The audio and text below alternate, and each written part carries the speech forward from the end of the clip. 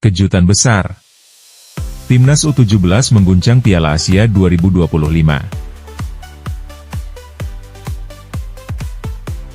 Timnas U17 Indonesia telah melakukan persiapan yang matang untuk menghadapi Piala Asia U17 2025.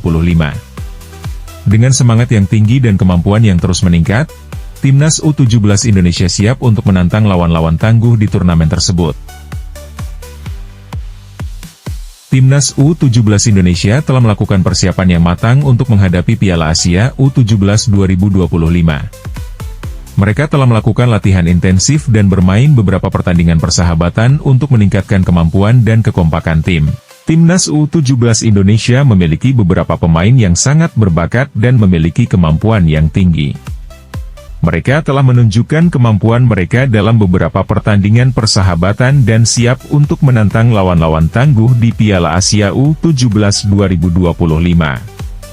Timnas U17 Indonesia telah mengembangkan strategi permainan yang efektif untuk menghadapi lawan-lawan tangguh di Piala Asia U17 2025.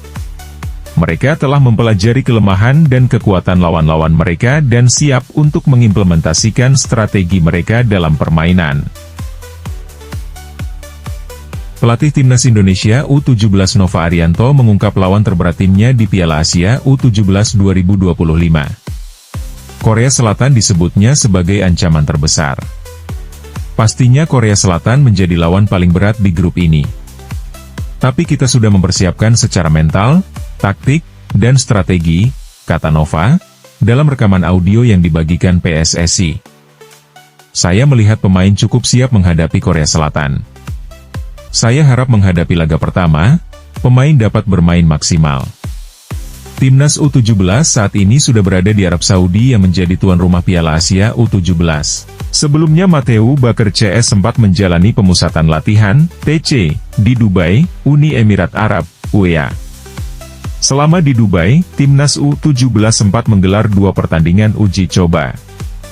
Hasilnya, Garuda Muda menang 1-0 atas Cina dan bermain imbang 1-1 dengan UEA. Pastinya setelah kami tiba di Arab dan setelah menjalani laga uji coba terakhir, kami fokus apa yang akan kami buat untuk laga pertama melawan Korea Selatan nanti, ucap Nova. Taktikal apa yang akan kami siapkan, bertahan atau menyerang, sehingga pemain semakin paham apa yang harus dilakukan melawan Korea Selatan. Timnas U17 ditargetkan lolos ke babak perempat final Piala Asia U17. Jika hal itu tercapai, maka Timnas U17 akan meraih tiket Piala Dunia U17. Peluang itu terbuka lebar karena untuk meraih tiket Piala Dunia cukup dilakukan dengan menjadi juara grup atau runner-up grup. Sebab Piala Asia U17 hanya diikuti 16 tim, sementara tiket Piala Dunia U17 yang tersedia buat anggota AFC adalah 8 tim. Saya yakin semua pemain yang ada saat ini bisa memberikan yang terbaik agar sesuai dengan tujuan kita awal, kita lolos Piala Dunia U17, tutur Nova Arianto.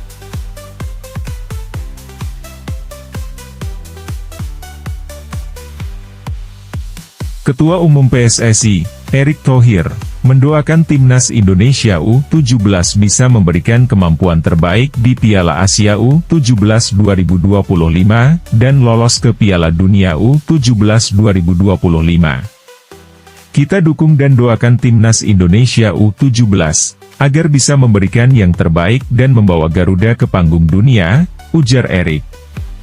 Hasil positif dari 2 laga uji coba membuat Erick Thohir merasa optimistis. Skuad Garuda Muda bisa bicara banyak pada Piala Asia U17 nanti yang bergulir di Arab Saudi pada 3 hingga 20 April 2025. Dalam ajang tersebut, Timnas Indonesia berada di grup C bersama dengan Korea Selatan, Yaman, dan Afghanistan. Eits, jangan lupa pencet tombol like and subscribe channel ini. Pelatih Timnas U17 Korea Selatan, Baek Gi-tae buka suara saat kontra dengan Timnas U17 Indonesia, yang akan dihadapi di Piala Asia U17 2025. Baek Gi-tae tak menganggap remeh lawan-lawannya. Menurutnya setiap tim bertekad memberikan yang terbaik bagi negara masing-masing. Tidak masalah tim mana yang lebih unggul. Kami akan mengamankan tempat di Piala Dunia dan pada saat yang sama meraih hasil baik di Piala Asia, kata bek Gitai. Kritik brutal pelatih Belanda, sensasi pemain naturalisasi di timnas Indonesia terlalu berlebihan. Pelatih sepak bola asal Belanda, Robert Maaskan, mengkritik bahwa sensasi pemain naturalisasi di timnas Indonesia terlalu dibesar-besarkan. Hal itu diungkapkannya ketika membahas kekalahan telak sang Garuda dari timnas Australia dalam siniar The Maaskantine di kanal YouTube Sport News. Pada matchday 7 grup C ronde ketiga kualifikasi Piala Dunia 2026, Kamis, 20 Maret 2025, timnas Indonesia kebobolan 5 gol berbalas 1. Skor 1-5 di Allianz Stadium, Sydney, menjadi kekalahan terbesar Indonesia sejak tumbang dengan skor sama oleh Irak pada ronde kedua, November 2023 silam. Hasil minor kali ini terjadi pada debut Patrick Kluivert di kursi pelatih tim Merah Putih. Keputusannya memasang 10 pemain naturalisasi asal Belanda sebagai starter terbukti malah mengecewakan. Terlepas dari isu minimnya waktu persiapan Kluivert, Robert Maaskan menilai para pemain tersebut tak akan cukup berbicara banyak di kancah internasional. Apalagi kalau targetnya adalah lolos ke Piala Dunia 2026. Pelatih klub Eerste Divisie, Helmond Sport, itu secara brutal mengatakan Tom Haaien dan kawan-kawan tak akan mau gabung timnas Indonesia jika mereka dipanggil skuad senior Belanda. Maaskan menilai harapan yang disematkan publik Indonesia dengan hadirnya para pemain keturunan terlalu tinggi. Sensasinya terlalu dibesar-dibesarkan, ucap Maaskan, dikutip bolasport.com dari laman Sport News. Kita sama sekali tidak mengenal tim ini dan hampir tidak pernah melihat mereka bermain. Satu-satunya hal yang kita dengar adalah, ya, pemain Belanda itu akan pergi ke sana, dan pemain itu juga, dan pemain itu akan pergi ke sana. Sekarang ada 10 pemain Belanda di starting line-up timnas Indonesia. Tetapi Australia yang telah bermain di Piala Dunia selama bertahun-tahun, ternyata terlalu kuat. Mari kita jujur saja. Para pemain ini tidak akan memilih Indonesia jika mereka memenuhi syarat untuk tim nasional Belanda, tutur pria 56 tahun. Sosok yang pernah menukangi 8 klub Liga Belanda itu menilai nama-nama seperti Haaien, Kelvin Verdonk, atau Mees Hilgers termasuk pemain bagus di klub masing-masing. Akan tetapi, kualitas mereka saja tak cukup jika Indonesia ingin meraih prestasi di level lebih tinggi, terutama dalam kerangka waktu yang instan.